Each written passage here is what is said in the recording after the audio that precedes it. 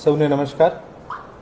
આપ બધાને જાણ હશે કે ભારતના ચૂંટણી પંચ નવી દિલ્હી દ્વારા 27/10/2025થી સ્પેશિયલ ઇન્ટેન્સિવ રિવિઝન જે છે એટલે કે ખાસ સઘન સુધારણા કાર્યક્રમની જાહેરાત કરવામાં આવી છે। તારીખ 4 નવેમ્બર 2025થી 14 ડિસેમ્બર 2025 દરમિયાન તમામ જેટલા પણ ઇનોમરેશન ફોર્મ હતા આનું સમયગાળો નક્કી કરવામાં આવ્યું છે।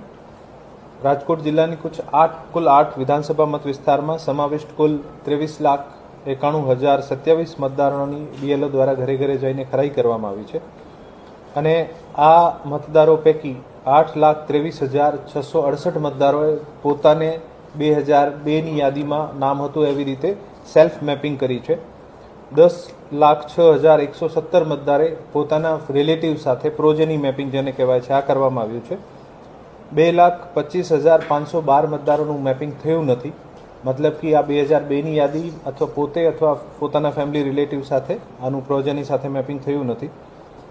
89,553 મતદારો જે છે અવસાન પામેલ છે, આનું નામ મતદાર યાદીમાંથી કમી કરવામાં આવ્યું છે।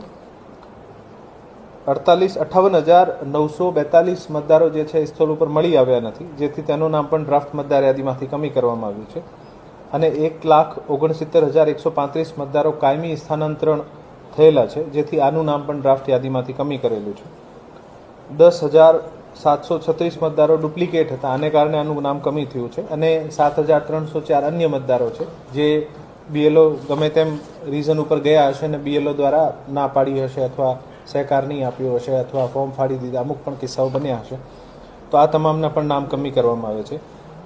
જેથી આ તમામ જેટલા પણ મેપિંગ થયા છે અને જે નામ કમી કરવામાં આવ્યા છે આના પછી જે છે છેલ્લે આજે આ મતદાર યાદી જે છે આ ડ્રાફ્ટ યાદી, કાચી યાદી જેને કહેવાય, આ પ્રસિદ્ધ કરવામાં આવી રહી છે।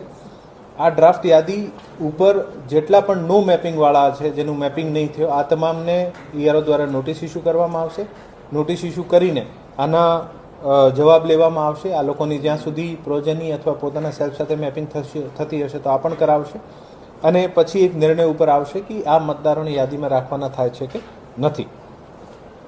આ સંપૂર્ણ પ્રક્રિયા પારદર્શક રહે, સંપૂર્ણ પ્રક્રિયામાં દરેક સ્ટેક હોલ્ડર્સ શામેલ રહે અને દરેકનો સુઝાવ પણ લેવામાં આવે। આ ઉદ્દેશ્યથી અત્યાર સુધીમાં રાજકીય પક્ષો સાથે કુલ 5 મિટિંગો કરવામાં આવી છે અને દરેક વખતે રાજકીય પક્ષો દ્વારા જે પણ સૂચન કરવામાં આવ્યા છે આ સૂચના